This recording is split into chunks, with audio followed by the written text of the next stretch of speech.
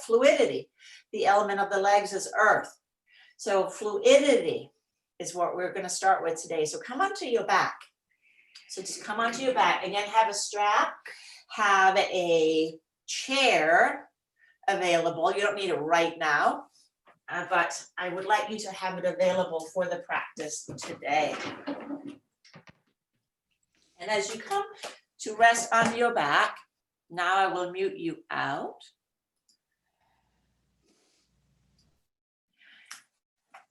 Before you bend up your knees, just notice how the back of your head, the back of your skull, and your sacrum are placed on the floor. So ideally, we are touching at the center of the back of the head and also the middle of the sacrum. If our pelvis is coming forward, in that case, what is tight? Hip flexors, hint, and the low back. So bringing balance again to all of these rubber bands. Notice how far away your back is from the ground. Is it arching up a lot? Again, tight hip flexors and tight lower back. Now bend up the knees and we take the psoas out of it right of the way. So that's part of the hip flexor complex, meaning it's really just the psoas and your quadriceps, your front thighs. Notice how now you may have gotten a little bit more ease in the back and you moved the placement up a little higher on the psoas, on the sacred bone in the body.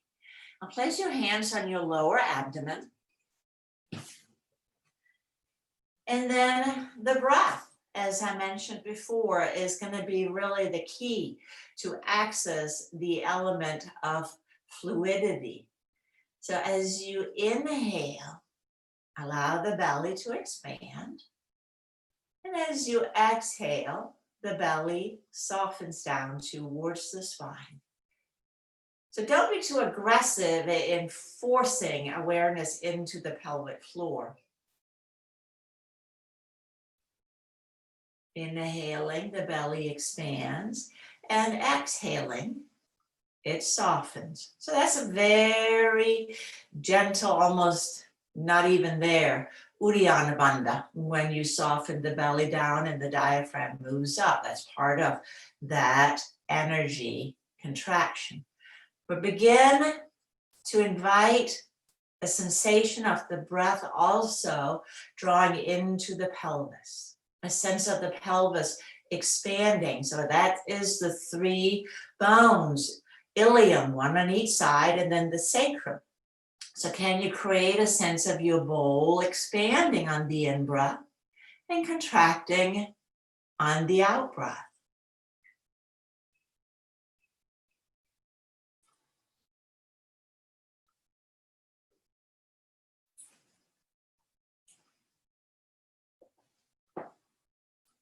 Expanding on the in-breath and contracting back together on the out-breath. And let that expansion be felt not just sideways, but also downward. Apana, vayu, downward energy. We have the 5 energies in our body. Upward, downward, outward, inward, and then all encompassing. And when we practice yoga, we are looking to move these energies in certain directions to help us ground, to lift, to expand, and also to bring movement to that which has stagnated, whether for underuse or due to injury.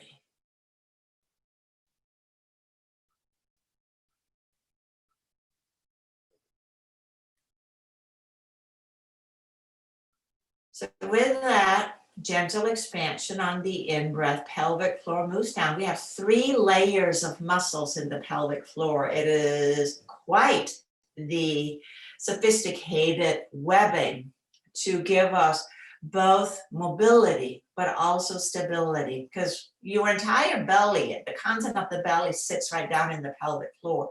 So when that gets lax, We have all kinds of unfortunate things that begins to happen. So just getting an awareness of this buoyancy, down and up. And that can take a little bit of time to sense.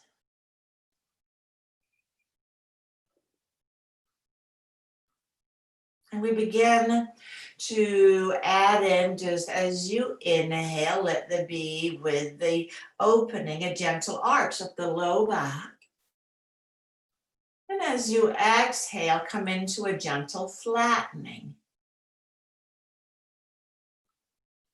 Inhaling, let there be a gentle arch. So don't overpower your sensations with the arch and flatten. Let it be an adjunct to what you are already doing.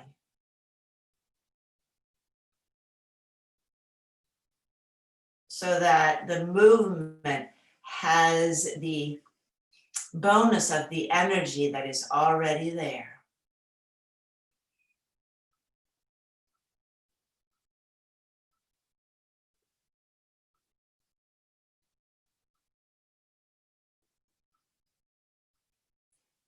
Gently going back and forth.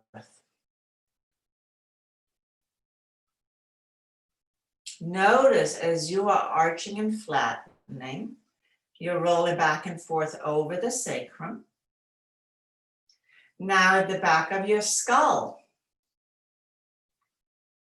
ideally also travels with the sacrum in that they are connected via the beautiful spine. So as you arch forward and the tailbone draws down, does your chin draw a little closer to the chest? And as you move into the flattening and you come to the top of the sacrum, does your head lift up or the chin lifts away from the chest, so you now have the sensation higher? So that we want to have a healthy relationship, that when one part moves, the other does too. These two parts of our body are literally linked, and if one doesn't move with the other, we're stuck.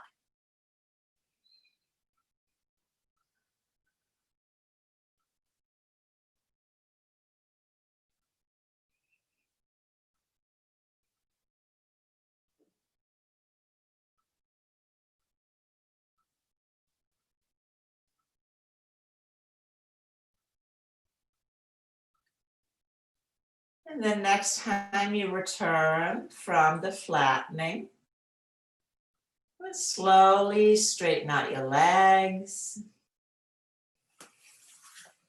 And notice if the placement of your sacrum changed as you just brought a little bit more release to these areas. All our movement ideally originates right there, lower abdomen, up or down and outward. Now draw the legs together and inhale, let's draw the arms overhead. So we'll start with Baxter's first vinyasa today. And we'll exhale, draw the right knee in, chin to chest. Inhale, head comes down, and right knee to the right, left arm goes out to the side, and then as you exhale, give your right knee to the left hand and twist. Inhaling to center, clasp the hands behind the right thigh, press up through the heel, and exhale, hug the knee in again, and inhale, full body stretch. Exhale, left knee hugs in, keep the right leg long. Inhale, knee to the side. Exhale across, twisting. Inhaling to center, press up through the heel. Then exhale, hug the knee in. Inhale, full body stretch. Right side again. Hugging in. Here we have our Baddha Konasana, the deep six. And then exhale, twisting. That helps release glute. You get a little bun of it. And we'll take the leg to the sky, hamstring, and exhale, hug in again. The gluteus maximus, let's get another little stretch. So this sequence is really phenomenal. Left side, so continuing to move with your breath to address tension and tightness in the pelvis and hips. Twisting, hamstring, hugging the knee in, and full body stretch. One more time. Hugging the knee in, to the side, exhaling across and twist, back to center, hamstring, exhale, knee to chest, full body stretch. Last time, hugging it in. See how easy this is? It's like it's a little body hygiene. Brush your teeth, brush your body. It doesn't have to be a long and arduous event, but it does have to get done. It is much better to practice for 10 minutes daily rather than 1 hour, 2 hours once a week. All right, from here now, as you reach back, let's take the arms down alongside the hips. And just pause again. What changed here? Maybe things are just laying a little bit flatter. Release, realign, and then strengthen. In that order, it works best and the fastest. Now, next little event, and this is a good one. Bend your elbows up. So your elbows are on the floor beside the body, palms are facing each other. Take your right leg to the sky. And if the hamstrings are the right leg, so the left leg is still down, we're going to have a little bit of a fun with our left glute is the attraction. If your right hamstring is a little snug and the leg is more at, say, 50 or 60 degrees, just bend up the knees. Bend up your right knee so that your thigh bone is perpendicular to the ground. Your right thigh bone is perpendicular to the ground. From here, lift your right leg upward by pressing your right elbow and left glute into the floor. And then let it come back down again. Did it fire? Lifting the right leg straight up, straight up. Don't let it go to the midline. It wants to, and you're going to go nay, nay. And then lower it back down again. We're going to do that again. So make sure the leg does not travel to the midline. Go straight up and lower down. So your left gluteus maximus and your right elbow, potentially, is going to help out. Lifting up. Lower down. 3 more times. Lifting. Lowering. Lifting. And lowering. Last one. Lifting and lowering. And then slowly let your right leg come all the way down. Keep the low back flat, flat, flat. Ish. And relax. Now that was fun, wasn't it? I see you all nodding. We should do the other side. Left leg comes up. So the left glute right now is completely disengaged. When we come into flexion, which we are now, that's your quadricep, then your psoas doing the job. But your left glute, it's just taking a nap. Left elbow, right glute. So as you contract the right glute, press it down, lift the left leg up and lower down. Do it another 7 times. I'm going to let you count yourself. Notice Does your right glute work equally to how your left works? Or is it a little bit more on the job or less on the job? So the glute is the star player. Notice, are there other muscles that are trying to help out instead? The ensemble cast I talked about.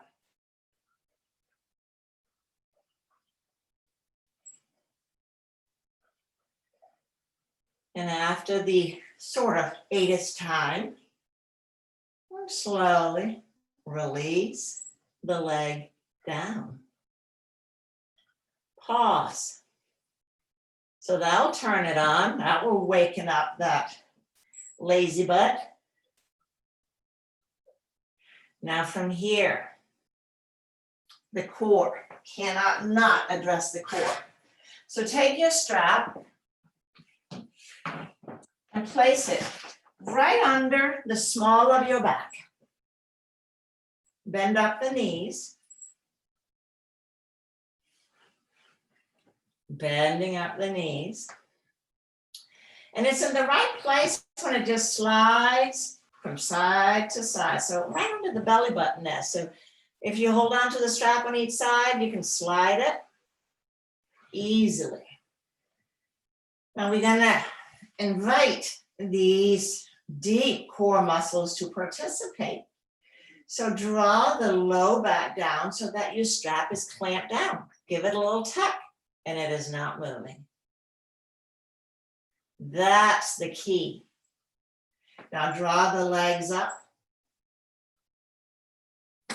Give the strap a little tuck. Pull the legs together. Strap has a little, give it a tuck. It's not going anywhere. The closer the knees are to the chest, the easier it is to hold, to lock down the strap. So find that place that's interesting but not overwhelming. Take a breath in and exhale. Let's tap the right heel to the floor and come back up again. Exhale, left leg comes down and tap and come back up again. So my knees are bent. You can have them straight. That would be the big Lebowski. Just give your strap a little tap once in a while to make sure that your back is still down. That means that you are using the corset.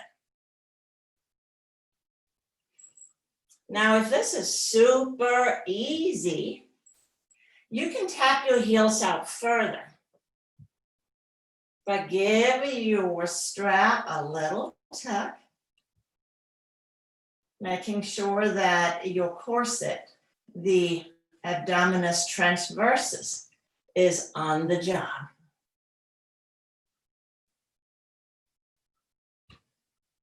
Well, that's going really well. Another 40 minutes of this and class will be, I was going to say, just commencing swell. All right, let's finish on the left side. And then taking both feet down. Once the feet are down, move the strap out of the way. Come back to the belly breathing. A strong muscle is a muscle that can contract when we need it, but also release when we don't. Not one that stays in a contracted state.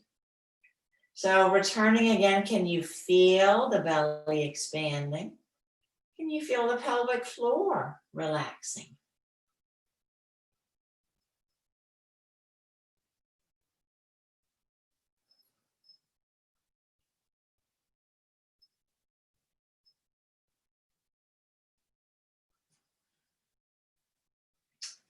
And then on an in-breath, let's take the arms up overhead. Feet hip-width apart and heels under the knees. Knees are bent. So bridge pose. As you inhale, press into the feet. Lift up. And exhale, lower down. Now asking your question, what fired first, your hamstrings or your glutes? I know, who knows, but let's figure it out. As you inhale, press up again. What came first? Now we're paying attention. lowering down.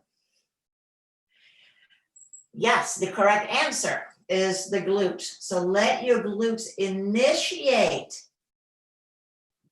so that the hamstrings don't become the star player. Engaging as you come up, releasing as you go down. Let's do that again. Get the glutes to fire, pressing up. When the glutes engages, they have to help the hips into extension. We cannot back bend without the glute adequately helping out. Plus, it also makes sure that we don't jam the back bend into our lumbar spine, our lower back. All right, I think we should hold this one. So coming up, squeeze the buns, lifting up. Lengthening the tailbone towards the heels. Tailbone towards the heels. More adequately the knees. That sounds more, is what I want you to do. It's coming. Breathe, breathe, breathe, breathe. And now slowly, let's release all the way down. All the way down. Let's take the arms down alongside the hips. Straightening the legs out again.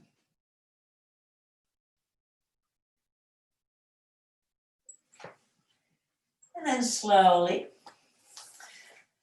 coming on to your right side. I'm going to aim the camera down a little bit more. There. And as you come to lay on your right side, we are really going to have some fun with the other cast member. Let's bend up the left leg underneath. Bend up the left leg. Drawing your top leg, your left leg back. Again, put your hand on, did the glute fire? It's like, yes, it did. Now take the leg forward. That's your hip flexors. Just go back and forth here.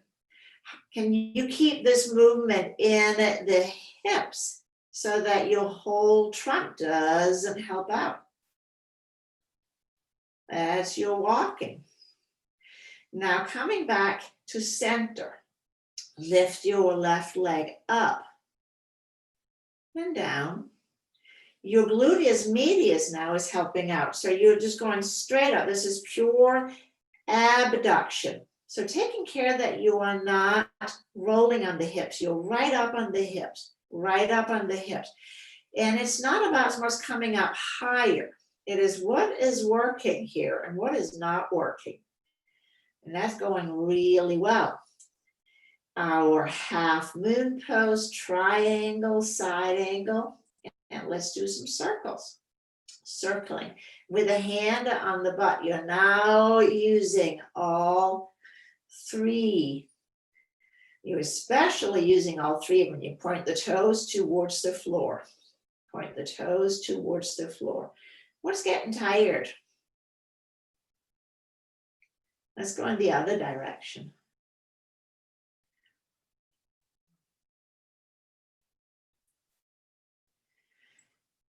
And releasing the leg down.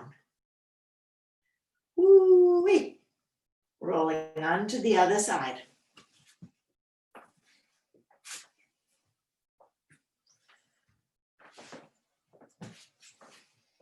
Bend up your right leg. And first we just explored flexion, leg forward, extension, leg back. Forward, you can feel the front groins contracting, psoas and quads, and back, hips. Sorry, your glutes. That's so easy. We worked on that and we lay down, but it's the side one that gives us a lot of trouble. So now let's lift the leg up and down. So it's straight up, don't overlift the leg, so there's no rotation on the hip. Your muscle is gluteus medius, and that is a muscle that often is on vacation. So we lack hip stability. We may have pain in the outer hip. We may have pain in the inner groins. And now let's put them all together. Circling the leg, circling the leg. Can you feel different muscle groups engaging and releasing? Turn the toes towards the earth as you circle. And that is the one that gets gluteus minimus. Teeny little dude back there on the jaw. All right, let's take that down. Come all the way onto the belly. And as you come onto the belly, just cross one hand on top of the other. Bend the knees up. Take the knees a little bit wider than the hips, a little bit wider than the hips. And then take the heels together. Press the heels together on your feet. Now draw the hips down. Press the heels together. Are your feet pressing evenly into one another? Again, one side may be better at fine than the other. Let it go. So if one side is not as eager to get on the job, you just help it out by pressing a little bit more with that side. It's very common to have one lazy bun, pressing the heels together and releasing. We're going to do it one more time. Press the heels together. So I'm just pressed it together. From the outside, it looks like I ain't doing much. And then let that go. Let's take the legs out long. And now we come into Sphinx pose, because that is a great way to get access to our quads. In Sphinx pose, draw the hips down. Swing your left arm in front. So instead of being straight out, it's just parallel to the skinny mat. Because now bend out the right leg and reach back. Catch the right leg with your right hand, not the left hand. I made it sound really hard. So half boat pose, easy peasy. Drawing the heel towards the glute. Drawing the heel towards the glute. This is an easy way to get the quads to lengthen back out. That's our hip flexors. This is also, of course, king dancer pose. Quite frankly, a lot easier to do on the back, right? Let's do the other side. Switch it out. Left heel towards the twist. Now remember, if you're feeling this in your low back, contract the glutes. Contract the glutes so that you're not, again, jamming into your low back, that you're getting your hip flexors. Psoas, tight from sitting, and quads, tight from sitting. And then releasing.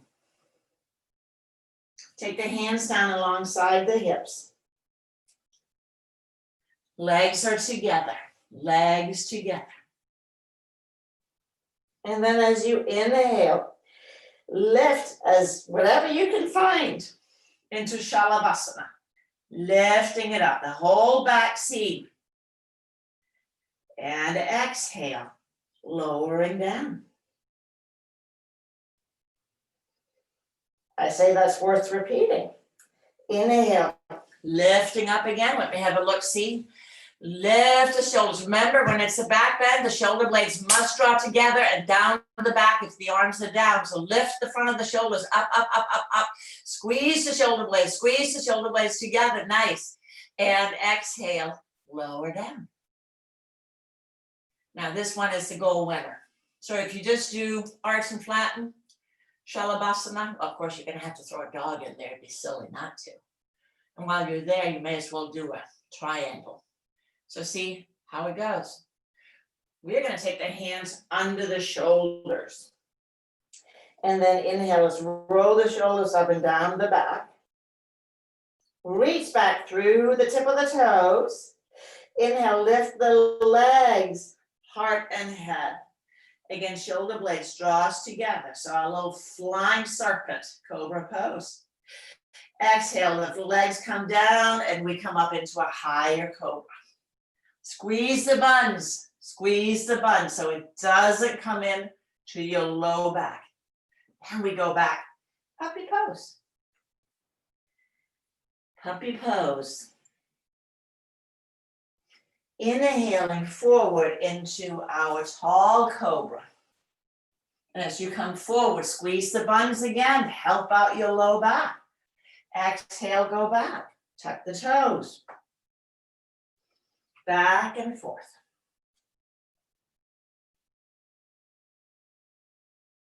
And let's go back to downward facing dog. Next time you go back, there's a dog to be had.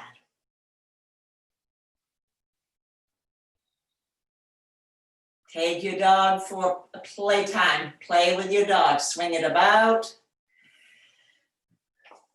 Walking it.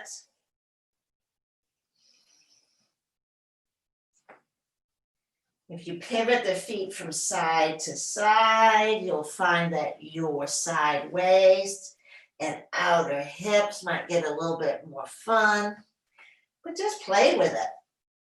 Be adventurous. Not fearful.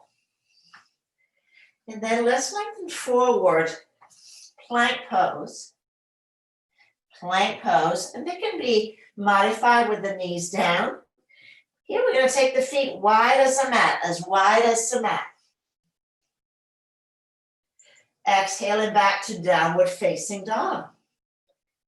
So now that the feet are wider, bend the knees. And then let your sits bones really spread apart. Let the sits bones spread apart. So you're now stretching the pelvic floor. I know. Slowly straighten the legs. Your heels and your sits bones. It's another pair in the body that mirrors movement. And let's look up on the in-breath. Walk or step the feet to the hands to the feet. Inhale, we look up, hands to the hips, and come all the way up. And here we are. And that takes us to King Dancer pose. I like a chair for this, or a wall is good. It is a balance pose, and you just never know what's going to happen. Wall, chair, something. Standing with the back of the chair towards you, and it just, again, gives you something. We're going to bend the right knee up, so we were just here. Take the knee, I'll turn around, you can see me. So the key, sometimes what happens, we take the knee way out to the side. Bring it, your right knee in line with the left.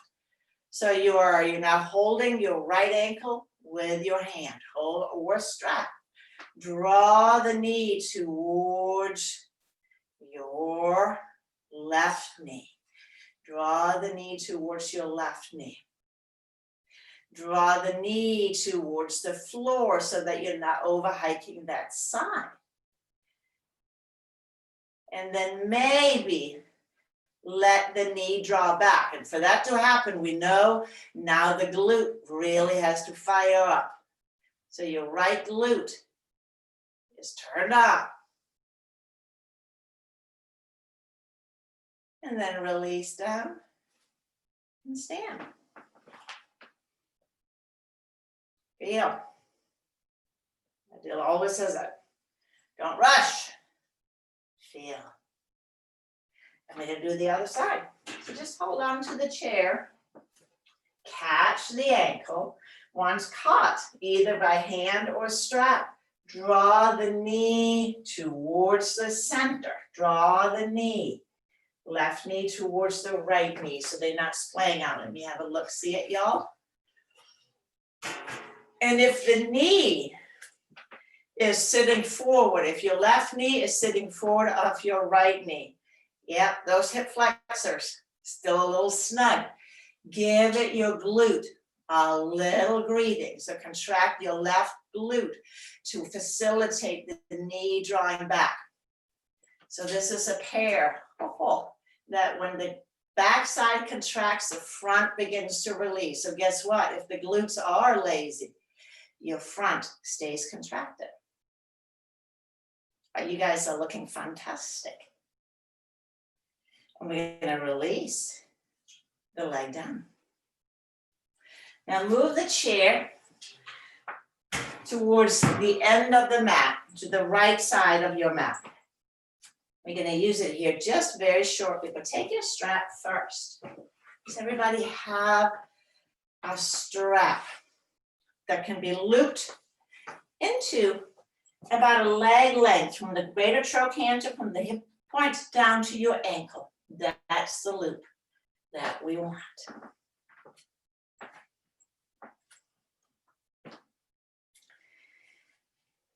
Slip the loop into your left heel, loop into the left heel, and step the feet about 3.5, 4 feet apart.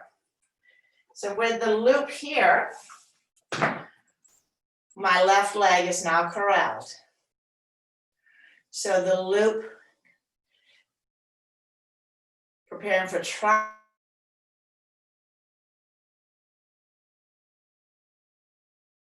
catch the loop into the back of the heel, not from the front. Yes. And then step your feet wide apart. Turn your right leg out. Turn the right leg out. Heel lining up to heel. Bend the right knee. Bend the right knee. Straighten the right leg. We're working with those deep six. Bend it again. If your knee overshoots the ankle, lengthen your stance. Your stance is too narrow. Your stance is too narrow. So go wider, yes. In and out of the pose. And then the next time you straighten, we're gonna stay in the straight. And we're ready for triangle. Take the right arm up to the sky. Lengthen, reach out over the right leg. Reach out over the right leg. Take your hand to the shin or the knee. Your left hand holding the strap helps anchor the pose. So both legs are straight, both legs are straight. Both legs are straight. So using the back leg to anchor you into the pose, securely and powerfully. We inhale up. We switch. Slip the strap on the back of the right heel. The right heel. Turn the left leg up.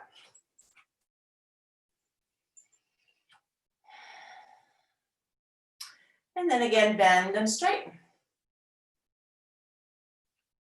Bend and straighten. I said, okay, I can tighten this up a little bit. Getting into those deep six. That's why these 3 musketeers are so important for our yoga practice. All right, let's hold the legs straight. Left arm comes up.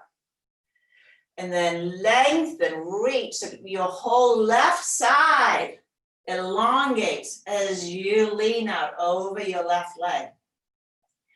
With your right hand on the strap, it helps keep you right over the leg. So my left hand is not really doing much. I'm just hanging out, quite literally. You don't have to have a hand anywhere because I am using my back leg to hold me in the pose. So you really fire up the back leg. Reach into the heel and use your right glute to help open that hip. And then inhale, pulling back up. Slip the loop off. Now we're going to have a little bit of fun. Toe heel in. Watch for a second. because I think a visual will be helpful for here. We're going to start in a little bit shorter stance for half moon. I'm going to use the strap again, and that's to keep my back leg that sometimes gets a little tired in this pose, not quite on the job. So I'm going to start in a narrow stance that I normally would have, bending the knee and then lifting up. Put my hand to the chair, and now half moon pose, everybody's favorite pose. But use the legs in the same manner as we just did. And then we're going to have a little fun with gluteus medius, bending and straightening the standing leg. So now let's do it to the right, meaning you're going to hook your left heel first. Step the feet apart. And then you have something that will catch you. So you're going to the right. Stance not quite as wide as it was before. Right foot is turned out, left foot in. Bend the right knee. Let your hand come to your support chair. And then lean into it. So take the weight forward as you begin to lift up. Now holding your left foot with the strap, just as we did before. Press out through the back heel. Press out through the back heel and really engage the glute to help open again those hip flexors as you lift your top hip up, up, up, up, over. Now, bend your standing leg, the right leg, and then straighten it again. Bend and straighten. That really puts that little medius to work. Now hold it straight. One more breath. One more breath. And then slowly land it back. Pull that leg back to the ground. You guys look awesome. And straighten the leg. And we're going to turn to the other side. So whether you just want to pivot around, move the chair, hook the other heel, heel to heel, turn the left leg out 90 degrees, 90 degrees. Oftentimes what happens in poses, especially balance poses, we forget to activate all parts, even the ones that are not touching, especially those. So we want them all. Let's come on to leaning into it. Bend the front knee, get the hand on a chair, railing, something. Press back through the strap, press back through the strap so that your right leg is really super engaged. And then bend and straighten your left leg. Feel the outer hip, outer hip.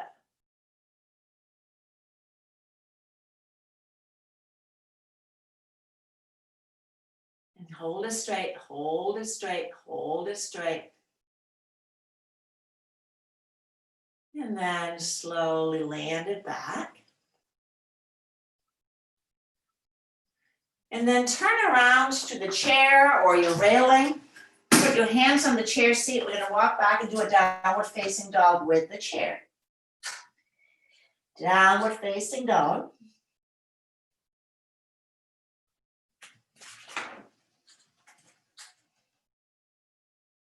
We take the legs close together. Legs close together. And then take the right leg up behind you. Lift the right leg. Warrior three stance. So the glute now has firmly engaged. Toe, knees pointing straight down. So you're using the glute to lift the leg. Nice. And then take the foot down. And do the other side. When you lift the left leg, does your pelvis shift? Or are you trying to call in some supporting members? So your core right here helps stabilize the pelvis to lift the leg. So it's a pure extension move. Exhale, take the leg down. Press, pull back again to downward facing dog. Lengthen back, lengthen back. And then look up and walk towards the chair. And stand up.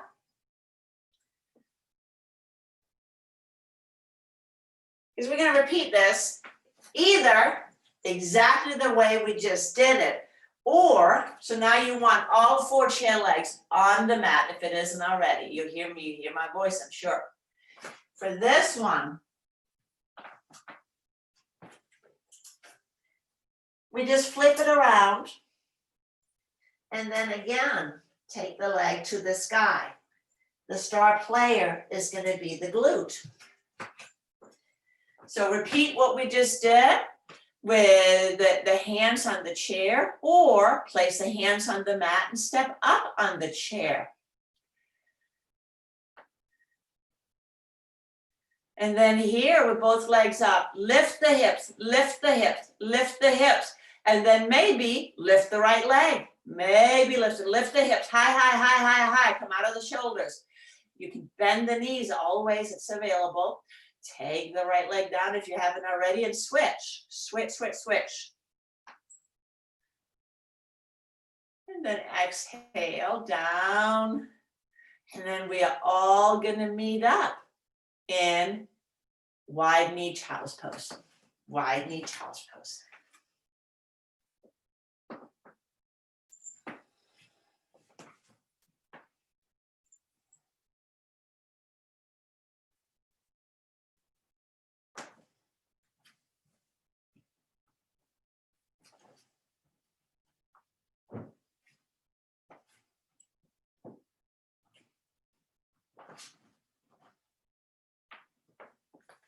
And we're ready to set up for our last pose.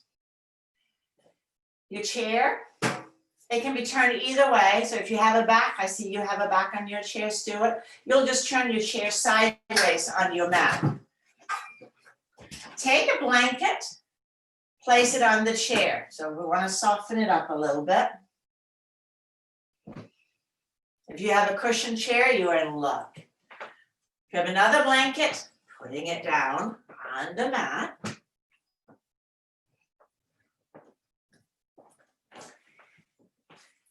And then last, you will take your strap.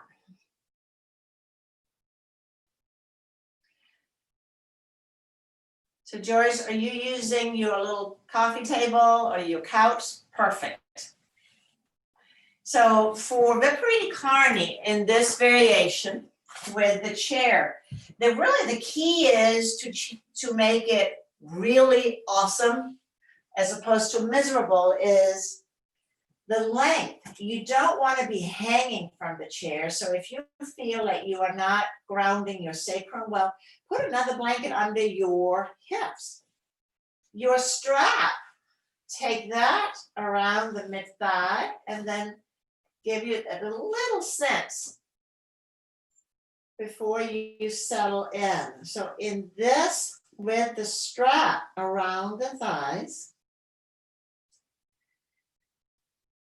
we can now completely release the pelvic floor, including the deep 6.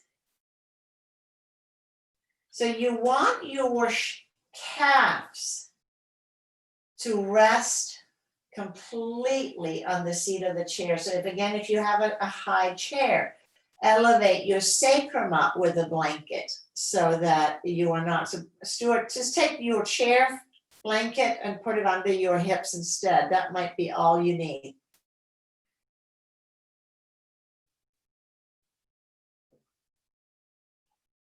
So the sacrum feels well grounded. Your spine can relax. All the muscles that we just used now gets to take a time out.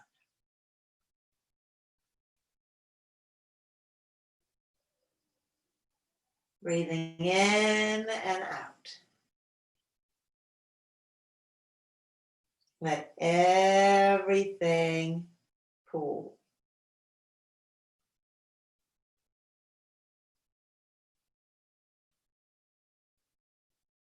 And return to the belly breath.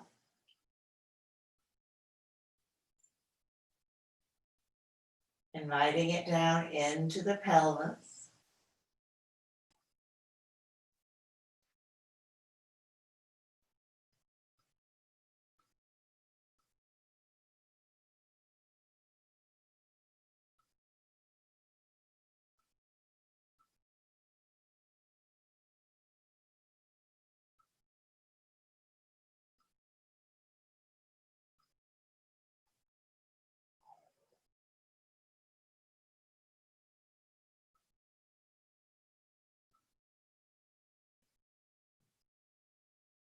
As you breathe in and out,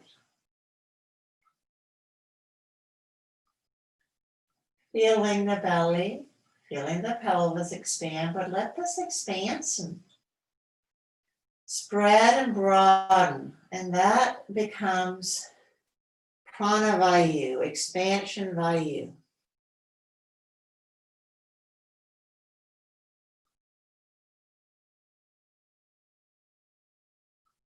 Samana vayu. When you draw in, when you exhale, feel how everything tightens up a little bit. Inhale, everything opens up.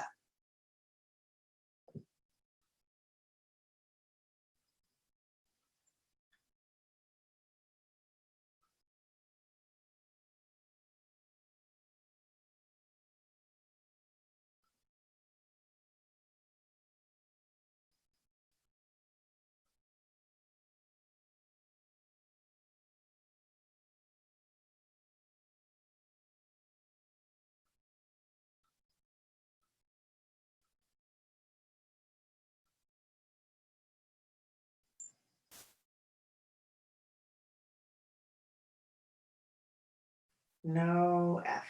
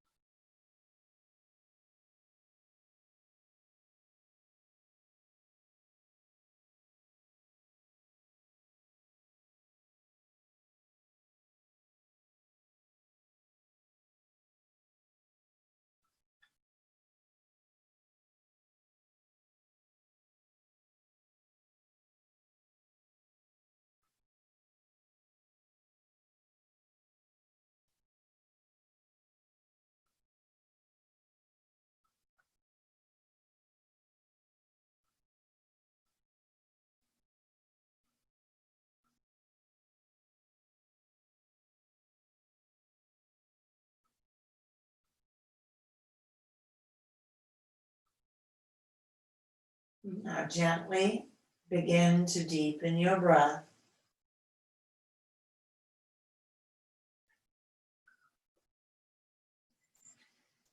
Wiggling fingers and toes.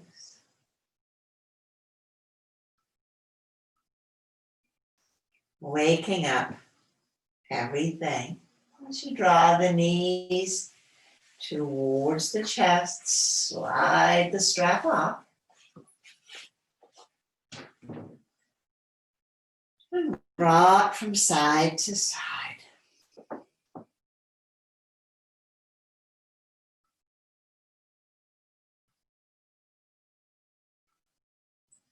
Eventually find your way over onto your right or left side.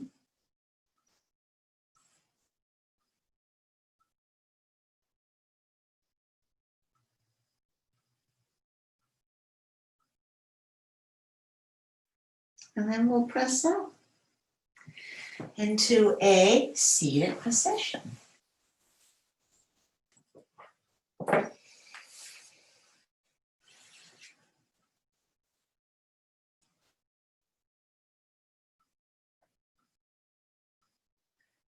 We'll bring our palms together. Chanting Om Shanti Shanti Shanti Om. Please join me. Om Shanti Shanti Om. Namaste.